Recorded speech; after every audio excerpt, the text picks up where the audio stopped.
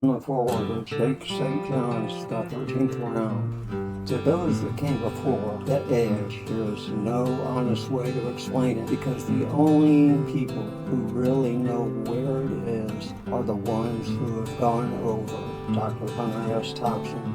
In Jake St. John's, the 13th round, the stories and feelings that he evokes provide the reader with, if not a plan, then an inspiring message. It's staggering to the defeat is worthwhile, and the trophies come from the most ordinary places. For Jake, these include kids' favorite books, parental responsibilities, love, laundry, silent midnights, graveyards, childhood wiffle-ball memories, falling downstairs, or cold beer and a hot wing.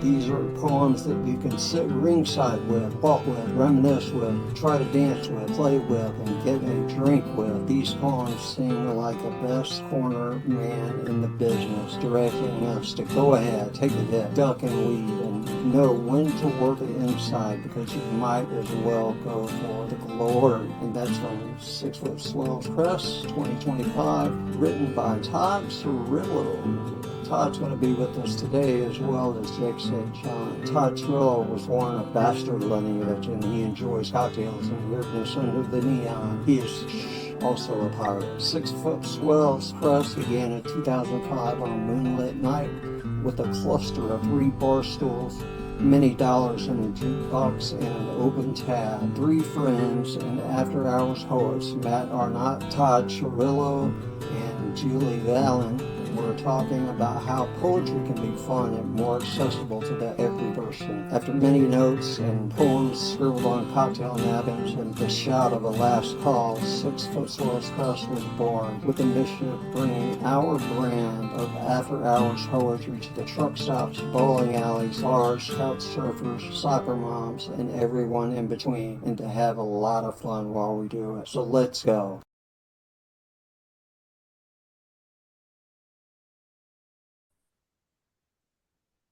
Hey guys, welcome back to the Social Yet Distant podcast. My name is Jack and I am the host.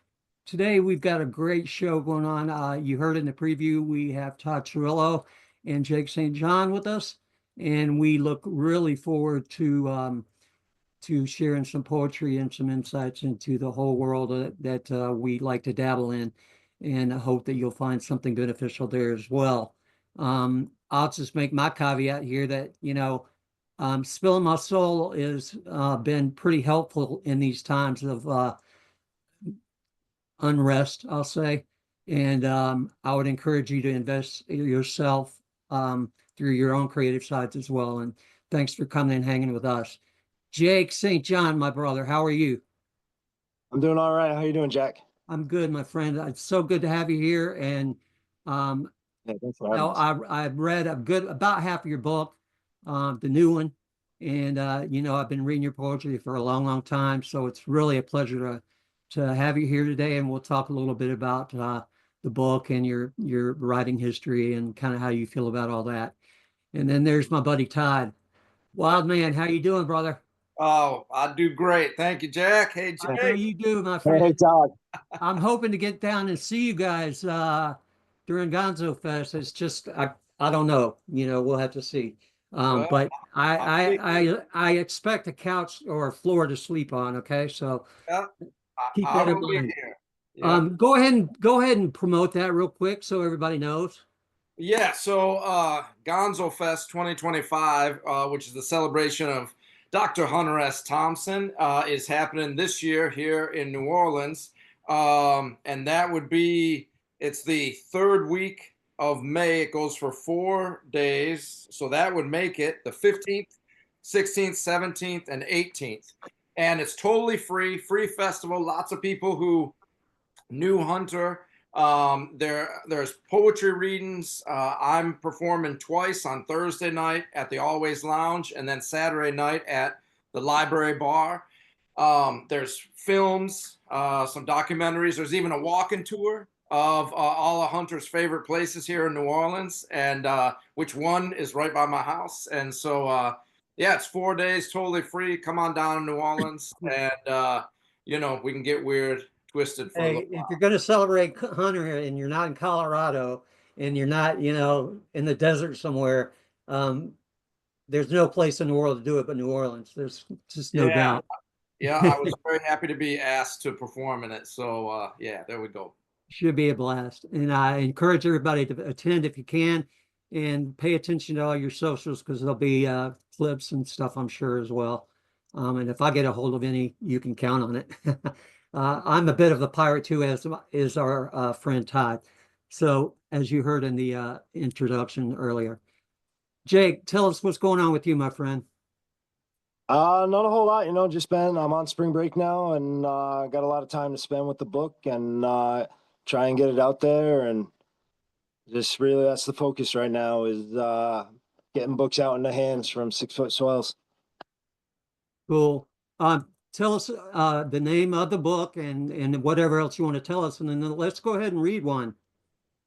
All right. So the book is the 13th round from 6 Ft Swells. I'm going to read a poem, Ring the Bell. Success bleeds in back alleys. It's drunk on bar stools begging for a shot.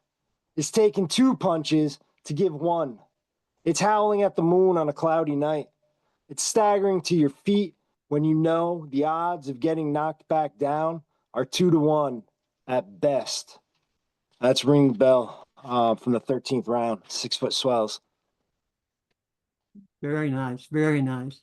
Now, how did this book come together? Because it seems like, I mean, as is your style, you're pretty prevalent and what's the word I'm looking for? You write a lot. So it feels like this book took a little bit longer, maybe, in your thought processes and whatnot. Am I calling that right, or am I just stupid? No, this one, it's been a couple years. And then I finally organized all my poems one night, put them all together. Todd and I were texting back and forth, and I had this book that in my mind was this like psychedelic trip where it wasn't very coherent at all, but if you use your imagination and kind of squinted, and it may be coherent. So I sent it to Todd, and I think what you wrote back, Todd, was you got a book, but it's not the one that you sent me. And then Todd's just like the perfect editor. He just gets my work, and when I got his notes back and I looked at him, I was like, holy smokes, that is the book. Todd's got a way of looking at my poems and just getting it. Right, right. Thank you. Is it Yeah. a little bit, is that a different process for you, really? Um, Todd and I, we've been exchanging poems for a while. Todd helped me with the Nightfall of the Diamonds book. Todd really put some work into that, and so he. I know I've told Todd so many times. It's like he can read between the lines, like where I know that I need something. He knows exactly what I need right at that line or which that. So the whole press. Right, right. I have to cop to the fact that in my own writing, I end up staring at the same work over and over and over and refining it, but I don't easily let it go to somebody else. And I realize, even though it's kind of like being a junkie, I can't stop myself. I don't want to let it go to somebody else to either add to or take away or tell me I was good or bad. And that's a matter of trust between you and the editors and the people that are looking at it. And it's a beautiful thing to see everywhere around me. I'm Yeah. chicken shit. I mean, that's my deal. I'm just unable to cross that barrier at this point. I do my stuff and I get it out there. It just doesn't come like most people deliver it. And I want to be able to put a place where books are going to be, number one, you know, discovered that most people wouldn't see, and two, as a repository of things that may disappear one day, and make sure that those things will always be available to the rest of us. So there's a bigger mission in this, um, you know, and sometimes I get carried away from my actual writing as a result of that. Being an ex, timeshare salesman has this has created difficulties in my life. Well, not only the trust, it's there has to be, in my opinion, and I could be incorrect, but also like a sense of humor too between editor and writer. Right. And I think that plays a big part in uh, shoring up the connection as well. Because with you know you start with the trust. Well, no, Jake was easy. Like you know, there's a lot of people who have a difficult time with getting feedback, and Jake, you know, was always wanted the best for the poem. And Right. and for 6 Ft Swells, and you know, I forgot that was part of the notes going back, was just about that this is not the book you sent me. And but what I saw was in a few of those poems, that original manuscript was some poems that then could be built off of. So writing back, you know, I wanted stuff that I wanted his secrets on the page. I wanted Right. something that you could take to the prom, you know, and Right. something that wasn't as psychedelic and as heady. That was really like the first poem in the book, Springtime. I wanted something that was, you know, here, Jake, show me where you put it all out there, and it either worked out or it did not. But Right. something that like all 6 Ft Swells books, that the reader can go, I've felt that, I was at that dance, or you know, wherever it may be. And he went right along, you know, he bought the ticket, took the ride, and then began to craft in such a way that the collection would benefit from it, and then that would fall into place with 6 Ft Swells Press and our philosophy. And I had a great time editing it, even when we had to say this doesn't fit, or these last few lines, this is not the ending of the poem. The ending of the poem is in the stanza ahead of it, or something like that. You know? Right. Right. Yeah, yeah, You yeah. know, when I hearing that, it's really warm and comforting actually to me, because the truth of the matter is my writing started I mean, I've been writing all my life, and a lot of like childish fiction and stuff when I was really, really young. And but where I learned to write the most was as a result of doing therapy and journaling. And Mhm. so in the course of doing that, I documented all these events in my life. And then I decided I wanted to do, investigate poetry a little bit more. So I did. And I started chopping away at these essays that I had and trying to make them fit into a poem, whatever the hell that means. I still don't know. I get validated every once in a while because, I got a really good friend who actually trusts enough to have all my words now and is doing some editing. And somebody you guys know, actually, Scott Young's taking a look at some of that stuff now. But, um, you know, now, his response to me was, stories tend to go over better. And I assume he's reading my voice. He knows what I'm saying and he knows what I'm thinking. And because I'm no different than those adolescent kids that he taught in school every day, if you want to know the truth, you know. And I'll whine and I moan and cry about my life and wah, wah, wah, and so it's all been real self-focused, but there's a hell of a story there. And the exercise of crafting it down into something that looks more poetic has been a major learning in my steps, my process. And Well, now I can kind of do either one. well, and you said it, Jack, and it's somewhere in the intro for Jake that I wrote about. Jake tells a story.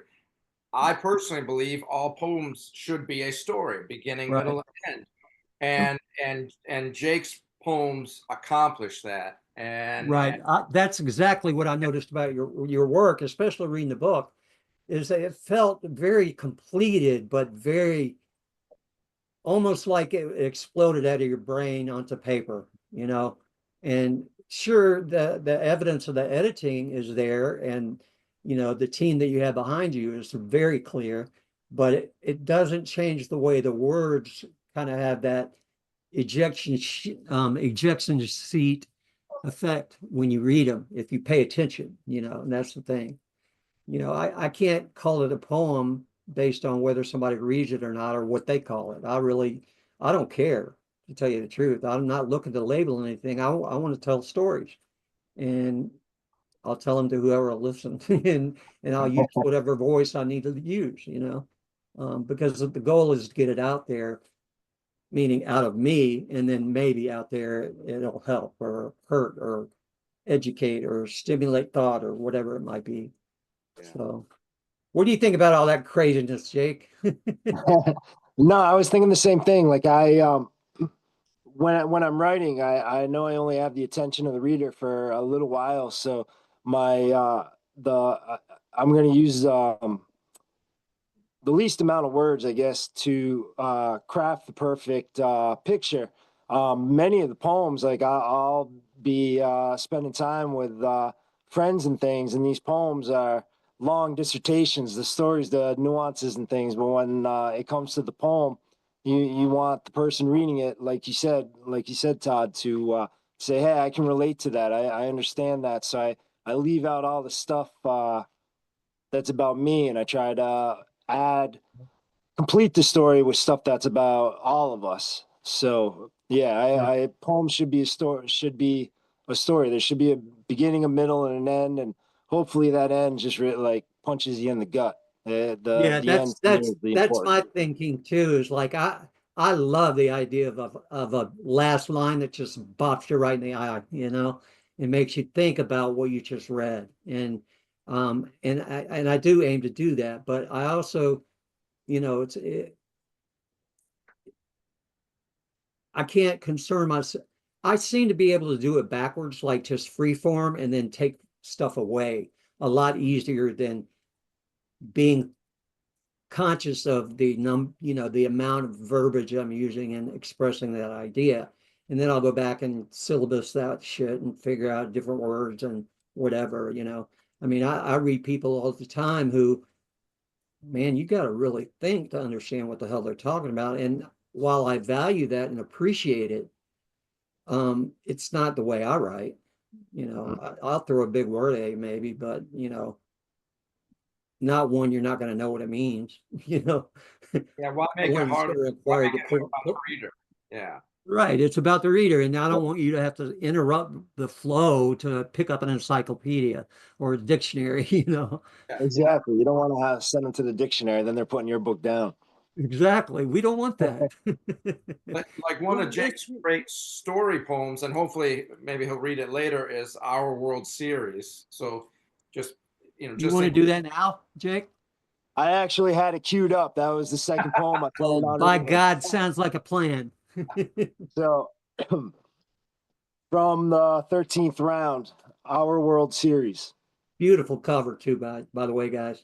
that's Yeah, Julie really. Valin. That is Julie Valin all the way. Matt Amott took the two photos. That's an actual gym called St. John's over there in Portland. But Julie Valin, she literally the best graphic designer, and 6 Ft Swells is happy to have her. I bet. She's phenomenal. I couldn't be happier. Like just unbelievable. She knocked it out of the park.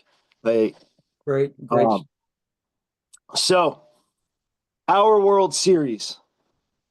When we were kids, we played wiffle-ball all summer on my grandparents' farm. Another game 7 would start each morning. We'd hit home runs over the barnyard fence, Hall of Fame catches down the line by the old oak tree. Or we'd strike out as the ball ricocheted off the lawn chair backstop. We'd drink water pumped from the well, and we'd laugh together because life was as good as it could be. Then one morning, with no warning, there were no more games. There were no more home runs, no diving catches, stolen bases, or laughter. For some of us, that summer was the closest we'd ever come to any sort of victory. That's our World Series from the 13th round, 6 Foot Swells. That's so amazing you picked that one because that was one of the ones like that I read that I thought, man, that's my childhood. I get it. I like working with Todd, like once we got going on it, because that was one of the poems that kind of came in later on, and I kind of had that confidence knowing that I had the press behind me and I could give these stories that maybe 5, 10 years ago I probably wouldn't have written down, but at Right. this point it gave me a little bit of freedom to really be as honest as possible, and I think that's the fun part of this book for me, that there's blood and everything in this book. So Exactly. And that's what makes it work. I mean, yeah, and that's what that's why I like the last line that kills you. And even a line as simple as "that was our summer," or I forget exactly what it was, but you know, as simple as that, I mean, it wraps up everything and it seals the memory, you know. yeah, Mine is, I play paratrooper and I had a swing set in my backyard and I put on my football helmet and swing as high as I could, just launch myself out of the swing, yeah, right? And my theory at that point in my life was wearing the helmet means I'm not going to get hurt. yeah, yeah. And I never got hurt. So yeah, that's a great piece, man. I really Thank you, enjoyed that when I read it. thank you. So how did you guys come together, Todd, as far as the editing process and all that? I mean, I know you guys have known each other. Yeah, so from my recollection, which could be incorrect, as I say, uh, was that Todd, Mardi Gras over. yeah, yeah, but the effects are not. So they go on and on. It was that Jake. One thing that I admire so much about Jake is how complimentary he is within the writing world to Right, many different people. And I saw and was flattered by he kept putting, complimenting my stuff, this and that. And we eventually somehow got each other's numbers. And uh, I think through maybe John Patrick Robbins, there was a first, maybe we were drinking on a FaceTime or something like that. And, just shooting the shit and having a good time. But then right, he had written a birthday poem and put it out there. And I read it and then all of a sudden I wrote one and I, sent it to him. And now we've been doing this for a couple years, now. And so and I think I wrote a review of your first book. You Um, did, yeah, yeah, yep, and so there was always the idea in my head of publishing a collection of Jake's, but again, the collection that we wanted just wasn't there yet, and that was fine. It was totally cool. And 6 Ft Swells, took a little hiatus, but it was Jake's once that started to come together. And like he said, he sent me a manuscript that was totally different, but it was just enough for myself and then Julie and Matt to say, okay, now we're going to get it. And so I presented it to Jake as a possibility, and right. we had already been sending poems back and forth, so that's really the hardest part. I mean, maybe at least in my mind, because it could have been the hardest part when I sent them back and said, "These poems are not in this manuscript." It has it. I don't know. That's why I sent Scott 300 of them. Yeah, yeah, yeah. And but we both had the similar philosophy of how the length of a poetry book, what is the best length Right, versus the length that we think, we need to puke all these poems out to the world. right, Let's again make it tolerable. And but really, I think it also has come through a friendship of 6 Ft Swells is the same thing. We believe in connecting with the writer, or at least trying to, and right. and that was the foundation first, in Gotcha. my mind, as I recall.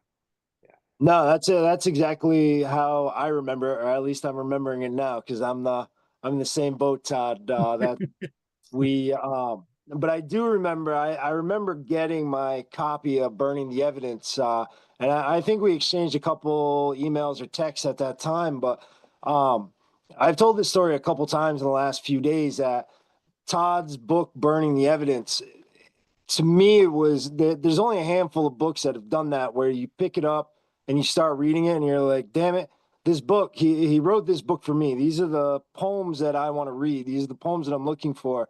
And that's only really happened a handful of times. I read poems here or there that really jump out at me, but very rarely do you have a book that you're holding where every single poem is just the perfect poem that you want to read. And Todd, I've always been a fan of Todd's work. His talking about last lines, Todd wraps up his poems. He's either going to break your heart or make you fall in love with him. So Exactly. If that's, yeah, or you want to fight, right? Yeah, and my one of my great friends, Bill Gaynor, drinking, fighting, and fucking. That, that's got to be the three things. Yeah. You know, Jake, that whole process that you're describing there, in wanting the poetry to kind of talk, or having the poetry kind of speak to you, you know, Todd, you probably knew Rob Dyer, and Rob Dyer's poetry always did that for me. I don't know if you knew him or not, but he lived right there in NOLA, and he was very, very prolific. That's the word. Very prolific and just a wonderful guy. And he passed away a couple of years ago, but he's super guy. He was anyway. Anyway, you should look him up, Rob Dyer. But he does. Again, I'm agreeing with what you're saying. Is that, you know, that connection to that writer or their work at a bare minimum, and having that feeling that they're telling your story is invaluable, especially if you're going to turn that into an editing relationship as well, because you've had that going into it. And that's that familiarity and that honesty and whatnot that you were talking about, Todd, up front, and how that relationship builds. It's a beautiful thing from what I've seen.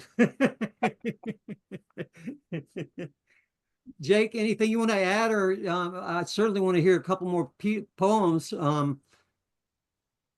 yeah, no, I when Todd was talking about the birthday poems, our birthdays are fairly close, so we really had that vibe going, getting those poems down, and we've done it a handful of times. But I do have a poem ready to go. Good. This one is community service. I could talk a lot about it, but I'm not going to. Community service. Every day down at the center, slinging meals and packing food trucks, we'd listen to conspiracy theories from the guy they call Ponytail. We'd unwillingly get caught in gossip from one of the ladies who could still dance, and did. I'd see Walter shooting pool, quietly nodding and smiling at the folks passing through the front door. I'd grab a stick and ask him how he was doing, and he'd laugh and say, I'm still kicking, just not as high. He'd tell me how he won everyone else's cigarettes on an army base, taking a Russian heavyweight to the cards at 160 pounds. He knocked me down, but he couldn't keep me down. Years later, Walter waltzed into the liquor store I was working at on the other side of town. He strolled through the door, hey kid, and grabbed a beer. He'd just gotten out of the hospital and was staying with a nephew who drove him to appointments. As he walked out the door and fell into the passenger seat, he raised his can my way in an invincible toast and called, I'm still kicking. And today, I'd like to believe he still is. It's Walter. Yes, sir. Yes, sir. And see, that poem speaks to me. It parallels one that I wrote a while ago that kind of talks about a similar situation.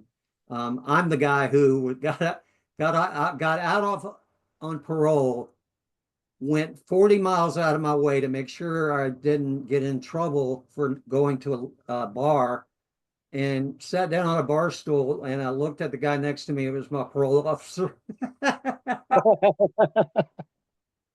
That's my luck. Yeah, yeah.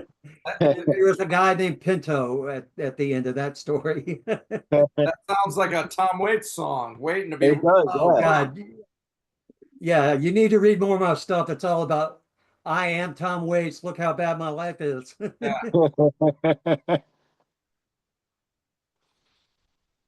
I think, though, for me, to be honest, and you guys can respond as you see fit, but writing saved my life. I mean, that's the bottom line. I've got a lot of medical issues that I deal with.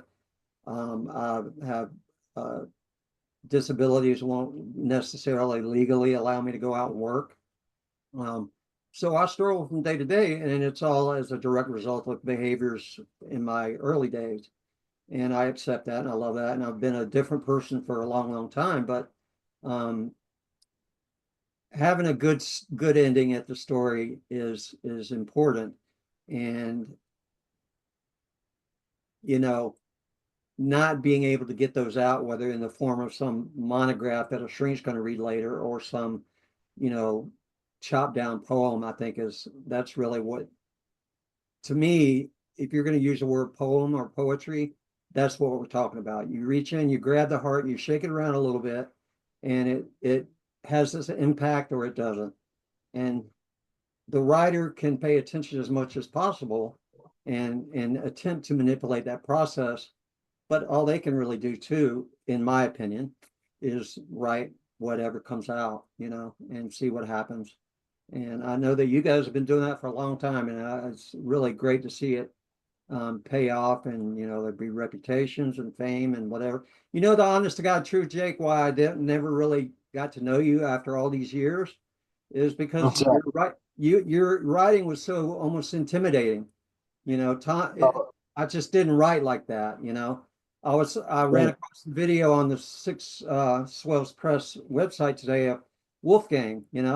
I forgot Yeah. all about Wolfgang for a while just because I've never seen him in a long time.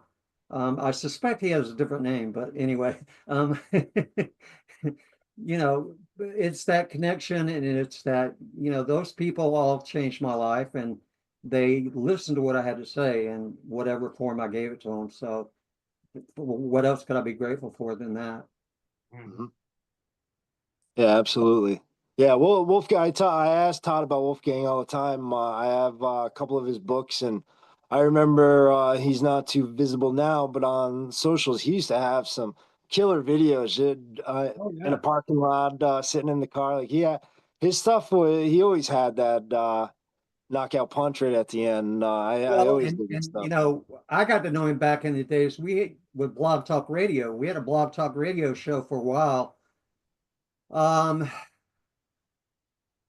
it was called Right In Radio, and on Blog Talk, and that's kind of how we all came together. It's people like Frankie Metro, Wolfgang, Rob Dyer from New Orleans.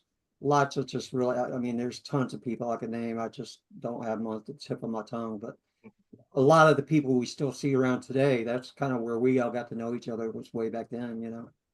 And I know his new name.